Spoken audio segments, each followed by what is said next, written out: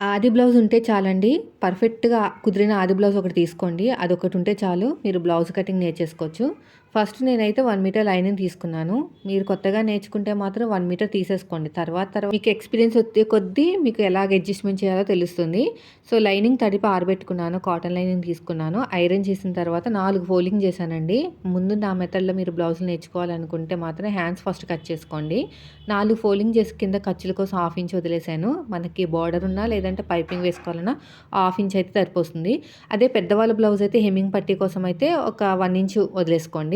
అయితే కింద ఒక హాఫ్ ఇంచ్ వదిలేసుకుని మనం తీసుకున్న ఆది బ్లౌజ్‌లో కింద హాఫ్ ఇంచ్ వదిలేసుకుని పైన షోల్డర్ కుట్టు ఉంటుంది గదా! అక్కడ ఒక మార్కింగ్ అనేది వేసుకోవాలి షోల్డర్ కుట్టు దగ్గర. నేను ఫస్ట్ అయితే ఎంత హ్యాండ్ హైట్ వచ్చిందో మీకు చూపిస్తాను చూడండి.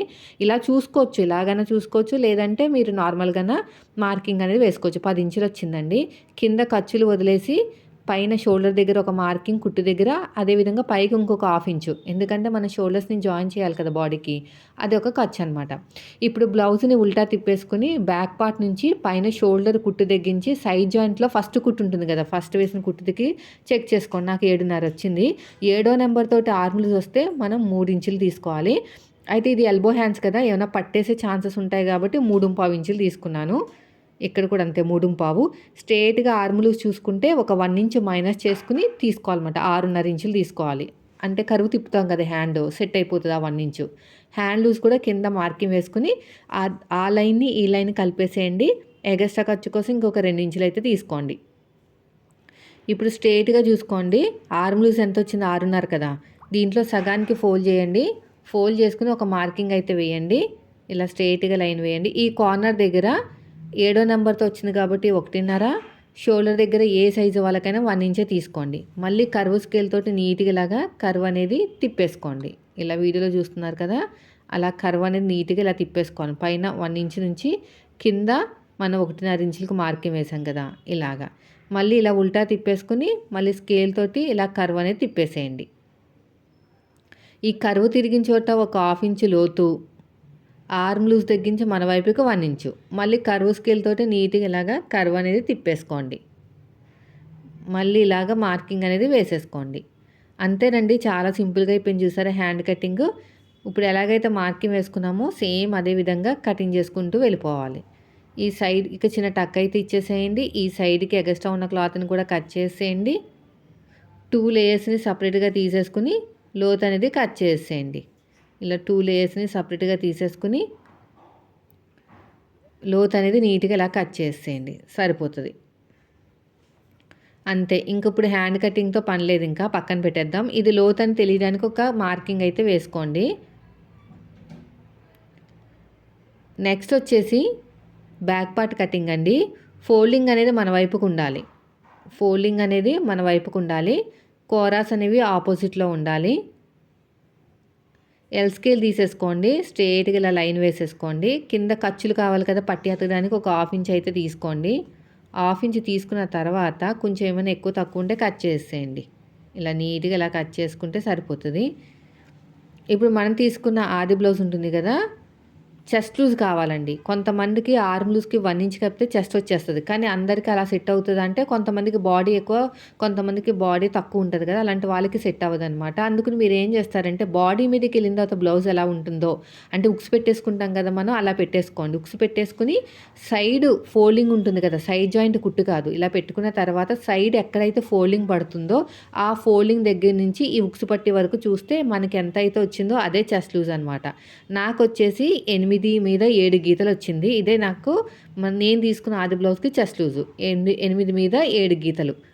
ఇప్పుడు బ్లౌజ్ హైట్ కింద ఖర్చులు వదిలేసి పైన ఖర్చులతో కలిపి మార్కింగ్ వేసుకోండి. కింద ఖర్చులు వదిలేసి పైన ఖర్చులతో కలిపి. మళ్ళీ ఎల్ స్కేల్ తీసుకొని స్ట్రెయిట్‌గా లైన్ అయితే వేసేసుకోండి. వేసుకున్న తర్వాత చూడండి. ఈ వీపు పార్ట్ హైటు కింద ఖర్చులు, పైన ఖర్చులు. అంటే మన నెక్ కుట్టాలి కదా! కింద వీపు పార్ట్ దగ్గర పట్టీ కుట్టాలి. పైన నెక్ కుట్టాలి కదా!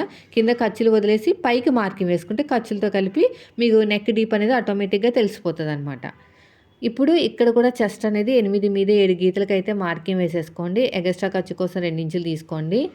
నెక్స్ట్ వచ్చేసి ఇక్కడ కూడా అంతే. అంటే ఒక బాక్స్ లాగా రెడీ చేసేసుకోవాలనమాట. ఒక బాక్స్ లాగా రెడీ చేసుకుంటే సరిపోతది. ఇక్కడ కూడా అంతే. అయిపోయిందండి. ఇప్పుడు నెక్ విడ్త్ వచ్చేసి 3 ఇంచులు తీసుకోండి. పైన 2.25 ఖర్చుల కోసం ఒక పావించు, అంతే.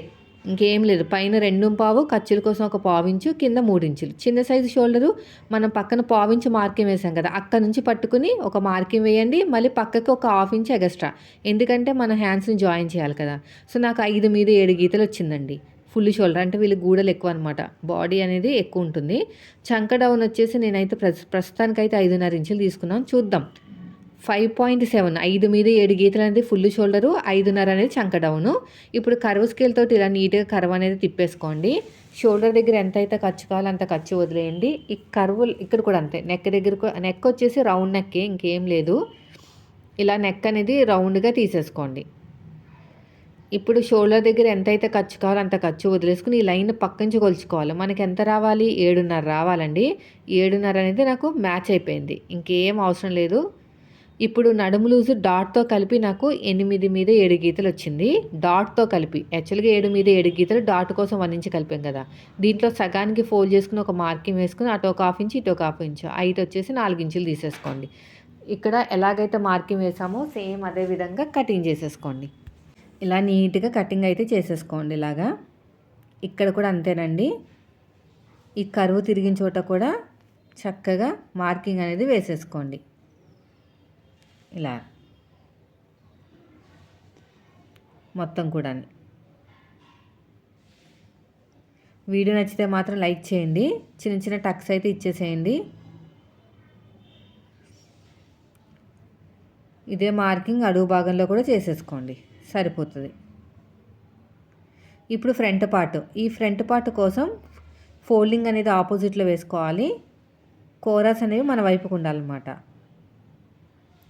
ఇలా చూస్తున్నారు కదా, ఇలా క్రాస్గా పెట్టేసేయండి. క్రాస్ కటింగ్ బ్లౌజ్ అండి ఇది. క్రాస్ కటింగ్ బ్లౌజ్ కాబట్టి క్రాస్గా పెట్టేసుకోవాలి.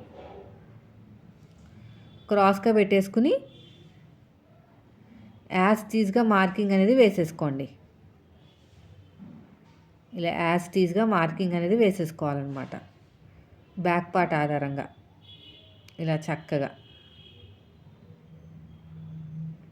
ఇలా నీట్గా యాజ్ టీజ్గా మార్కింగ్ అనేది వేసేసుకోండి మొత్తం కూడా. ఈ ఫోల్డింగ్ వైపు కూడా మార్కింగ్ అనేది వేసేసేయండి.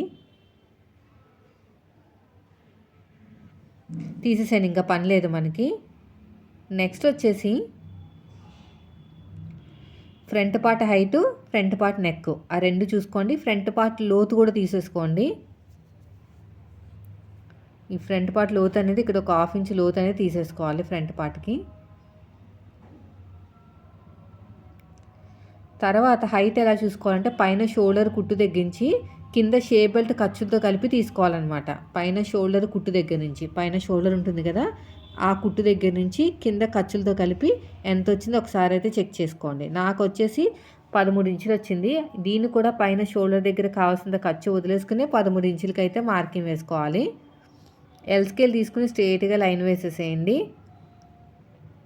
వేసుకున్న తర్వాత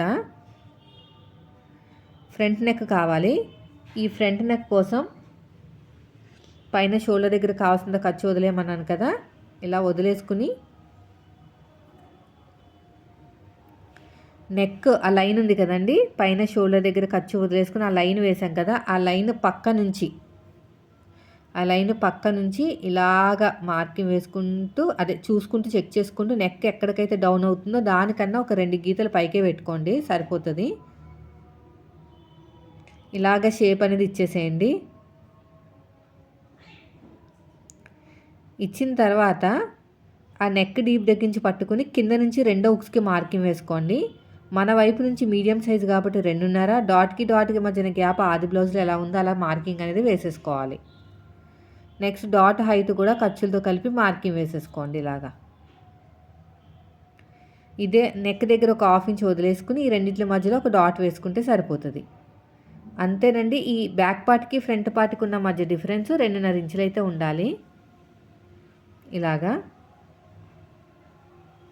అంతేనండి. ఇప్పుడు ఎలాగైతే మార్కింగ్ వేసామో సేమ్ అదే విధంగా కటింగ్ చేసేసుకోండి.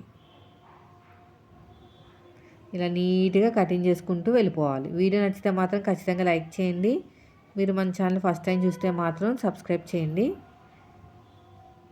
ఇలా కటింగ్ చేసుకుంటూ వెళ్ళిపోవటమే, ఇలా మొత్తం కూడా. ఈ నెక్ దగ్గర కూడా అంతే, ఇలా నీట్గా కటింగ్ చేసుకుంటూ వెళ్ళిపోండి. చిన్న టక్ అయితే ఇచ్చేసేయండి, ఇది చిన్న టక్ ఇచ్చేసేయండి. ఇదే మార్కింగ్ అడుగు భాగంలో కూడా చేసేసుకోండి. ఇలా నీట్గా కట్ చేసుకోవాలి. ఇదే మార్కింగ్ అడుగు భాగంలో కూడా చేసేసుకోండి ఇలా చక్కగా.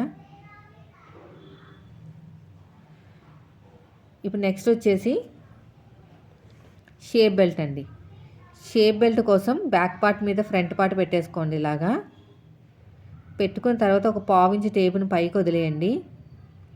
ఎందుకంటే పైన ఖర్చులు కావాలి కదా, అందుకుని కింద ఆల్రెడీ ఖర్చులతో కలిపి చెక్ చేసుకుంటున్నాం. నాకు పాత ఒక 3 ఇంచులు వచ్చింది, పాత ఎక్కువ.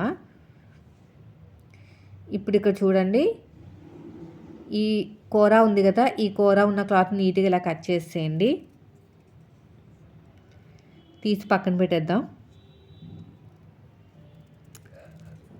పొడుగు వచ్చేసి ఒక 10.5 ఇంచులు తీసుకోండి. పొడుగు వచ్చేసి 10.5 ఇంచులు. సైడ్ జాయింట్ వైపుకి పాత ఒక 3 ఇంచులు, పొడుగు వచ్చేసి 10.5 ఇంచులు. ఇలా లైన్ వేసేసుకోండి.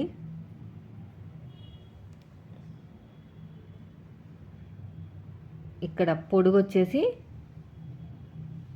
ఎంత 10.5 ఇంచులు తీసుకుంటే సరిపోతుంది. సైడ్ జాయింట్ వైపుకి పాత ఒక 3, ఉక్సు పట్టి కాజా పట్టి వైపుకి చూసుకుంటే ఒక 1/2 ఇంచుని టేప్ని వదిలేయాలి. ఎందుకంటే కుట్టిన బ్లౌజ్ కదా, పైన కింద ఖర్చులు కావాలన్నమాట, అందుకుని.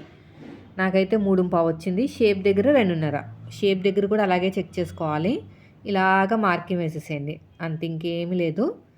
ఇప్పుడు ఎలాగైతే మార్కింగ్ వేసామో సేమ్ అదే విధంగా కటింగ్ చేసుకుంటూ వెళ్ళిపోండి. ఇలా నీట్గా కటింగ్ చేసుకోవాలి, ఇలా వీడియోలో చూపించినట్టు మొత్తం కూడా. ఎగస్ట్రా ఉన్న క్లాత్ని కూడా కట్ చేసేయండి. ఇలా ఎగస్ట్రా ఉన్న క్లాత్ నీట్గా కట్ చేసుకోవాలి. ఇంకొక లేయర్ కూడా వేసుకోవాలండి. ఇంకొక లేయర్ వేసుకుంటే మీకు ఏంటంటే షేప్ అనేది కిందకి దిగకుండా ఉంటుంది అన్నమాట. అయిపోయిందండి. వీడియో నచ్చితే మాత్రం ఖచ్చితంగా లైక్ చేయండి. Thank you for watching.